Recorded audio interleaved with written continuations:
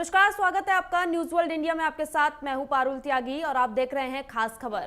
कहा जाता है कि प्यार में लोग पागल हो जाते हैं और उनके आसपास क्या हो रहा है उससे उन्हें फर्क नहीं पड़ता। ऐसा ही कुछ 2008 में शबनम नाम की महिला ने किया था, जो अपने प्रेमी के प्यार में इतनी मशगूल थी कि उसने अपने ही परिवार के साथ लोगों को मौत की घाट उतार दिया था। और यही वजह है कि आजादी मिलने के बाद भारत में पहली बार किसी महिला को फांसी दी जाएगी। कहते हैं प्यार परवान चढ़कर बोलता है और प्यार करने वालों को कोई अलग नहीं कर सकता। ऐसा ही एक जीता जागता उदाहरण 2008 में यूपी के अमरोहा में देखने को मिला, जहां एक शबनम नाम की लड़की एक युवक के प्यार में इस कदर पागल हुई कि उसने अपने ही परिवार के 7 लोगों को मौत के घाट उतार दिया। जी हाँ, 8वीं पास प्रेमी के प्यार में पागल शबनम ने अपने माता पिता, भाई बहन समेत 7 लोगों को बेरहमी से मार डाला। इस हत्या का सिर्फ एक ही कारण था, वो ये कि शबनम के माता पिता प्रेमी से उसकी शादी कराने के लिए तैयार नहीं थे। बस इसी के बाद शबनम और उसके प्रेमी ने इस खूनी साजिश को अंजाम देने का मन बना लिया। इसीलिए 1947 में आजादी मिलने के बाद पहली बार देश में किसी महिला को फांसी हो जाएगी।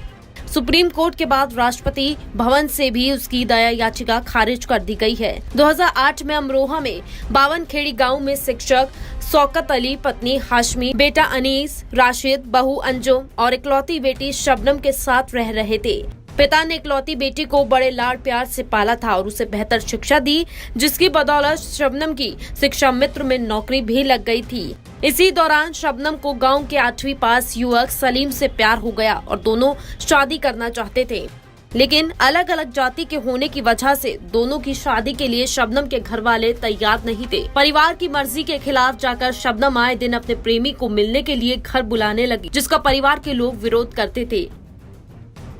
प्रेमी से मिलने में कोई बाधक न बने, इसके लिए शबनम ने अपने घर वालों को नींद की गोली देने शुरू कर दी। शबनम ने जब इस बारे में अपने प्रेमी को बताया तो दोनों ने रात में सो रहे नींद की गोली के नशे में परिजनों को कुल्हाड़ी से काट डाला। घटना को अंजाम देकर सलीम वहां से फरार हो गया, लेकिन शबनम घर में ही रही और सुबह होते ही रोने का नाटक करते हुए गाँव वालों को बताने लगी कि बदमाशों ने आकर उसके घर वालों को मार डाला। बेटी द्वारा किए गए इस नरसंहार की वजह से बावनखेड़ी गांव कई महीनों तक देश में सुर्खियों में रहा और उस वक्त तत्कालीन मुख्यमंत्री मायावती ने भी वहां का दौरा किया था। हालांकि शबनम के शुरुआत में दिए गए बयान के बाद ही पुलिस को उस पर शक हो गया था। मोबाइल कॉल रिकॉर्ड ने शबनम की पोल खोल दी और जब सख्ती से पूछताछ की गई तो वो टूट गई और उसने खौफनाक साजिश का खुलासा कर दिया, जिसके बाद शबनम को जेल हो गई और उसने जेल में ही सलीम के बच्चे को जन्म दिया। Bureau report, news world India.